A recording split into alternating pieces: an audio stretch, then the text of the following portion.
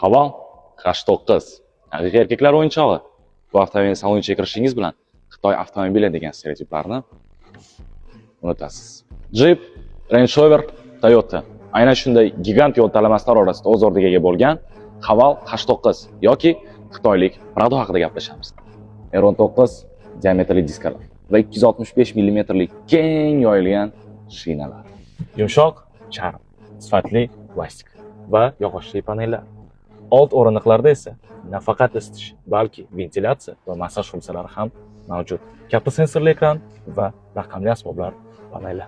Rolls-Royce'da yulduzli osmon, Havolda esa haqiqiy osmon. Panorama lyuklar albatta sizga yoqadi. Mana bu haqiqiy charm. Oq o'rindiqlari keladigan bo'lsa, juda qulay va oilaviy. Hop va orqa isitish va sovutish panellari hamma uchun birdek xizmat ko'rsatadi. Bizning avtomobilimizda nafaqat haydovchi, balki orqa o'rindiqlarda ham siz o'zingizni anchagina qulay his qilasiz.